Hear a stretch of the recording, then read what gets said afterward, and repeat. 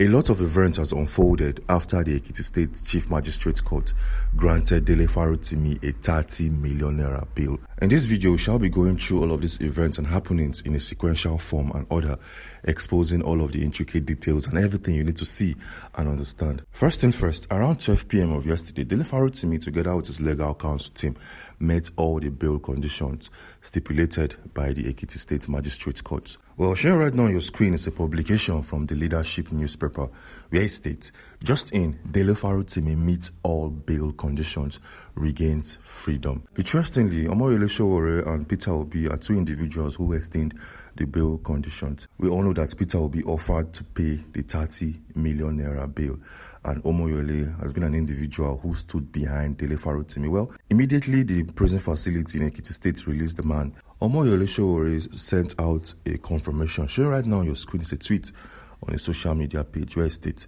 I am pleased to report that Dele Farotimi is no longer being held at the prison yards in Ekiti State and is now returning home to Lagos.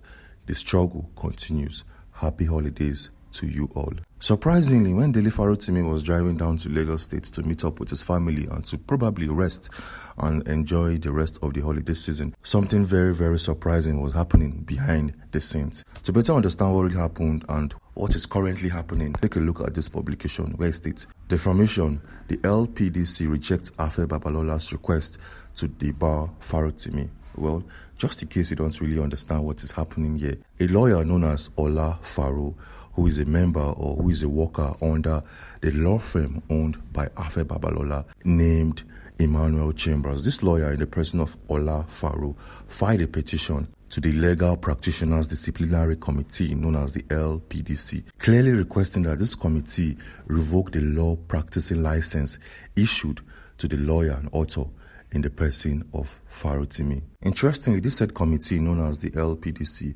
responded in a very, very convincing way. Showing right now on your screen is the response where it states, the LPDC determined that the alleged offenses occurred in Farotimi's capacity as an author, not during his practice as a legal professional. This simply means that the case of defamation on Afe Babalola happened in a book written by Dele Farotimi and not in a court of law. Well, this was a very, very big blow and punch to the faces of the lawyers representing Afe Babalola, together with his lawyer sent by his law firm. But then the moment Dele Farotimi regained freedom from the Ekiti State prison facility, he did something that a lot of individuals, a lot of his opponents wanted to capitalize on. They never knew that this man was like one step ahead of every other individual out there.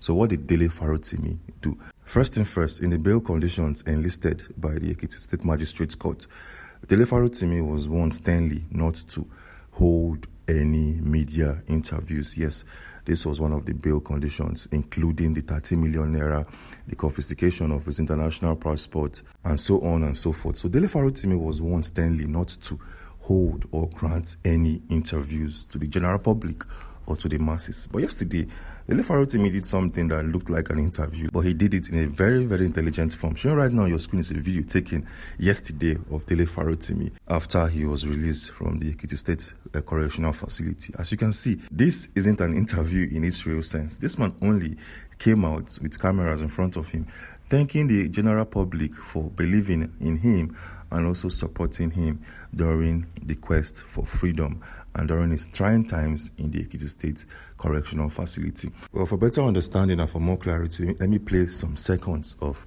this video so you can watch and see things for yourself. The thing I need all of you to know is this: I am not unmindful of the sacrifices that you have made to be here today. As you can see, this isn't an interview. He did not answer any question.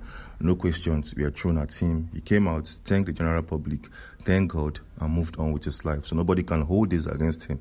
Moving on swiftly, you also heard that Afe Babalola gave Dele Farotimi a list of conditions that he must meet before he would drop all of the charges leveled against him in the court of law, which Dele Farotimi clearly refused and said no to all of these conditions listed by the legal practitioner representing Afe Babalola. But then while making this video, we stumbled on a very, very interesting piece of news update, something that will give us more clarity and better understanding. Well, showing right now on your screen is this news publication stating that Farotimi will be free if he can approve allegations, and this statement was made by Afe Babalola's lawyers. Well, moving on swiftly, something happened yesterday in the Nigerian judicial system.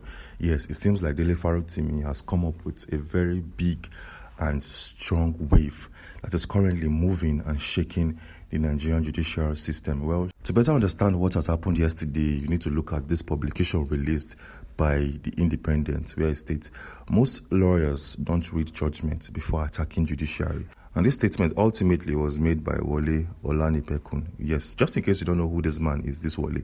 This is the man who represented the All Progressive Congress during the legal battle after the presidential elections in Nigeria.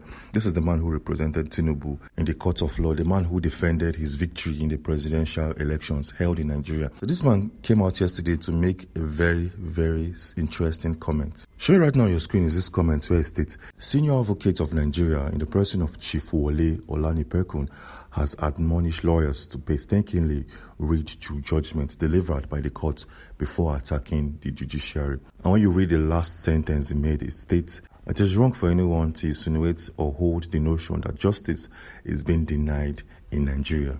And like I said, this is an individual who represented Bola Ahmed Tinubu in the court of law. So right now, nobody was expecting more from him. The comments made by this man clearly shows the fact that we have lawyers already who support certain political parties and who are loyal to certain individuals and politicians. Moving on swiftly and still talking about courts in Nigeria, we noticed that something very, very interesting happened in Oyo State, Nigeria, that everyone needs to see and understand. An Islamic group domiciled in Oyo State had plans to implement and to build up a Sharia court domiciled in that same state. That is to say, these guys want a Sharia court to be established in Oyo State, Nigeria.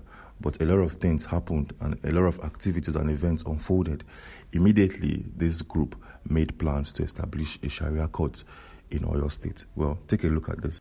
About the establishment of Sharia courts in Oyo town, people may try, but for us, I swore to uphold our laws and the Constitution of Nigeria. If their actions are within the law, fine. If not, they should expect that I will insist the law must be followed. And this statement was made by the sitting governor of the state in the person of Governor Seyi Makinde, where he made a short but precise statement illustrating the fact that Oyo State has just one constitution, and if any group wants to come out and create its own constitution, it must follow the existing constitution in the state. Interestingly, immediately the governor made that comment, this Islamic group had to do something. Well, showing right now on your screen is a publication where it states, Islamic group makes U-turn, postpones Sharia courts unveiling in Oyo State, Nigeria. It further reads, an Islamic group under the aegis of Supreme Council of Sharia in Nigeria, the Oyo State chapter has indefinitely postponed the inauguration of the Sharia court earlier scheduled to be held on the 11th of January 2025.